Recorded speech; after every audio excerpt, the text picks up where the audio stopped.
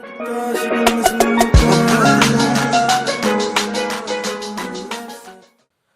thanks for joining me. Today I'm going to be looking to solve the first problem from the 5th week of the Summer Invariants Maths competition. As always, I'll leave a link in the description below with details of the competition. Anyway, this is the problem I'm going to be doing today. We have 30 rays coming out of the origin in the 2D plane. We're going to consider the angle between any two rays to be the one which is less than or equal to 180 degrees. So for example, if that's our origin there, and we have these two rays, we're going to be looking at that angle there, as opposed to this big angle here. Okay, now we want to know what is the minimum possible number of acute angles amongst these. And by acute we mean less than or equal to 90 degrees. So we're going to have a setup with 30 different rays coming out of the origin, and we're going to be considering any two rays and then looking at the angle between them, and then we're going to be considering all those angles. So there'll be 30 choose 2 angles, and we want to know what is the minimum possible number of acute angles. And by acute I mean less than or equal to 90 degrees. If you want to have a go at this problem, please pause the video now and give it a go for yourself, and I'm going to jump straight into a solution.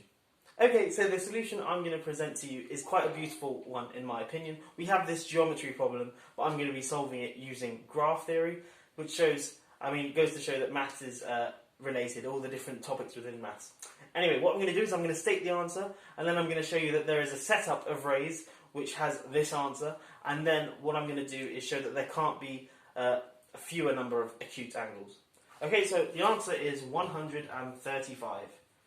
Okay, so firstly let me show you a setup of rays in which I can have 135 acute angles, then I'll prove that we can have no fewer. Okay, so let's have our origin here, and then we're going to look at groups of 10 rays.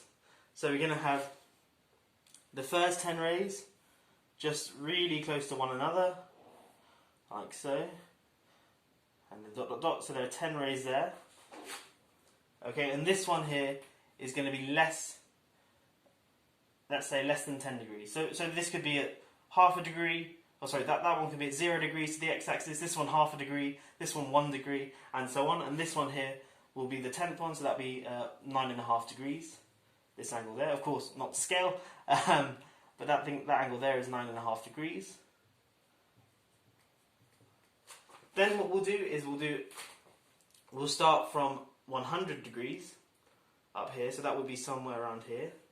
So 100 degrees to the x-axis, of course that is where we have 90 degrees.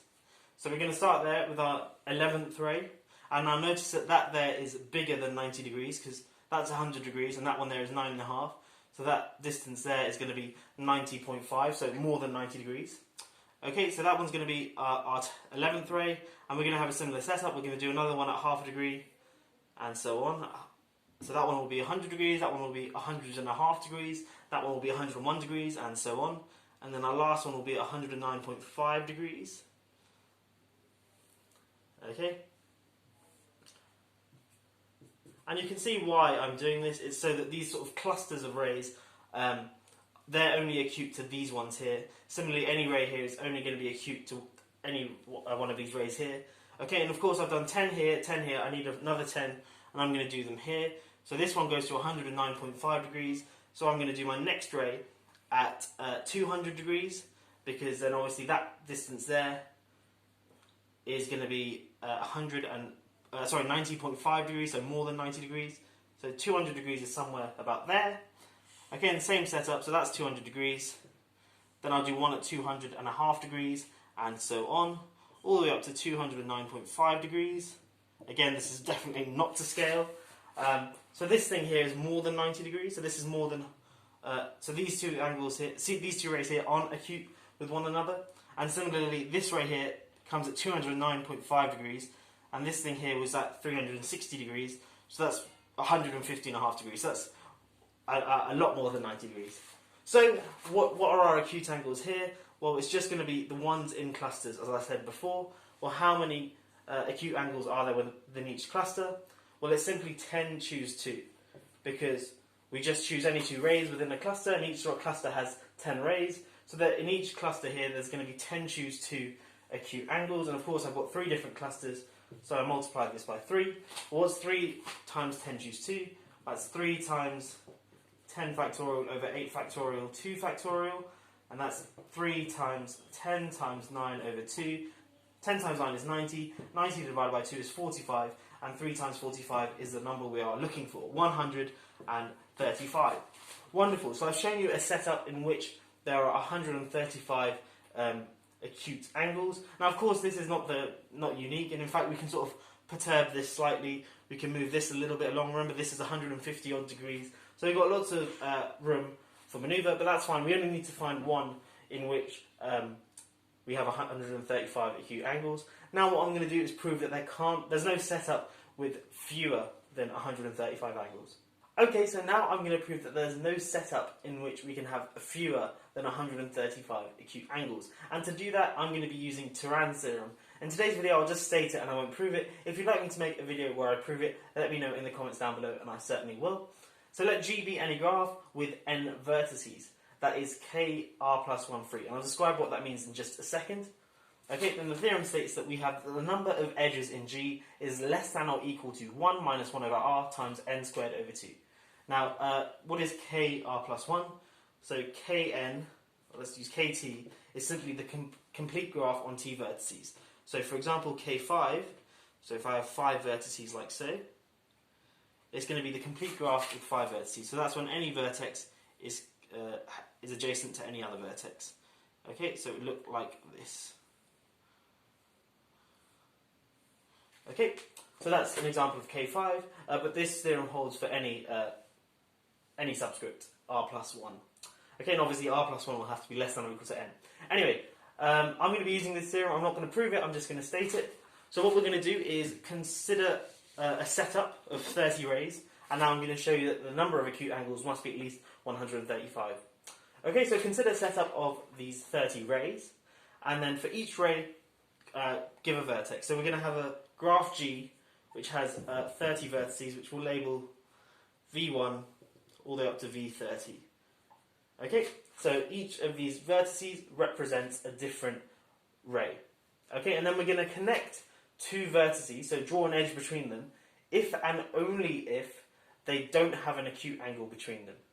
Okay, so for example, if our setup was like this, and we had our, let's call that the ray representing V1, and then that's the ray representing V2, clearly that's bigger than 90 degrees, so in our graph, V1 and V2 would share an edge. But for example, if we had V3 there, let me draw V3 here, say, then V3 and V1, clearly the angle is acute, so there'd be no edge there, but V3 and V2, the angle between them is clearly bigger than 90 degrees, so we'd have an edge there. Okay, so we have this graph which we're constructing, which has 30 vertices, and I've defined how I'm going to draw the edges on them. Now, I claim that this graph is K4 free. In other words, if I take any 4 vertices on this graph, if I take any 4 vertices, it will never look like this. So that if I take any subgraph with the 4 vertices, it will never look like this. Okay, why is this true? Okay, and this essentially falls down to the fact that 360 divided by 4 equals 90. Okay, so suppose we could find this subgraph in our big graph. So suppose we could find a K4 as a subgraph. Well, then remember how we defined each of the edges. That means that, say, if we call this here V1, V2, V3, V4 without loss of generality, well, then that means that V1 has, to V4, has an angle of at least, of strictly more than 90 degrees. Similarly, it has an angle greater than 90 degrees with V3, and the same for V2. But if we choose any 4 rays, because the sum of the angles between them, so if you take any 4 rays, okay, no matter how they're oriented, the angles between them will always add up to 360 degrees, and that means that by the pigeonhole principle, there must be one which has an angle less than or equal to 90 degrees.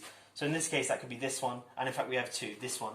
Okay, but it's sort of a proof by contradiction. If all of them were more than 90 degrees, then their sum would be greater than 360 degrees, which is obviously a contradiction. So there must be 2 of these rays which have angle less than or equal to 90 degrees, which means that at least one of these edges doesn't exist.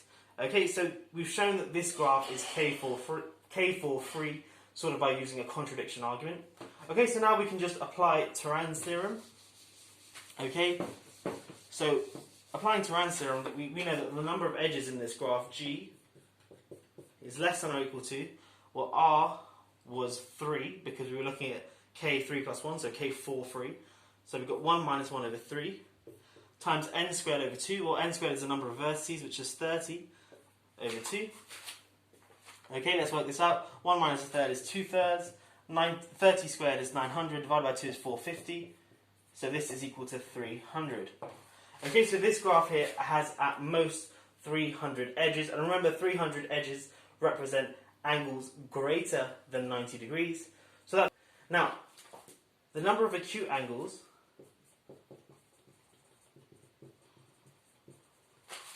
I claim is going to be 30 choose 2 minus number of edges in G. Why is this the case? Well, the number of acute angles, an acute angle in our setup of 30 rays is going to correspond to any two vertices which aren't adjacent, i.e. they don't share an edge. Okay, so that's going to, the number of those is going to be the number of edges on the complete graph minus the number which correspond to those with angles more than 90 degrees. And the number of edges on the complete graph is exactly n choose 2, and n is 30 in our case. So the number of acute angles that we have is 30 choose 2 minus E of G. Now I'll let you check for yourself that 30 choose 2 is 435, and then minus E of G. But we've just shown that E of G is at most 300, so this thing here will be at least 435 minus 300, which is 135. Okay, and we're done. We've shown that the number of acute angles using Turan's theorem must be at least 135, and at the start I showed that there was a setup of 30 rays in which the number of acute angles equals 135. So we're done. That is the final answer, 135. Yeah, I hope you have enjoyed this video. It used quite a neat theorem. Again, if you do want me to prove Turan's theorem, let me know in the comments down below, and I'll make a separate video for that. I hope you have enjoyed this video. If you are new here, please do consider subscribing. I don't just make these solution videos, I make loads of other cool maths videos as well. But yeah, I'll catch you in the next one. Have a great day.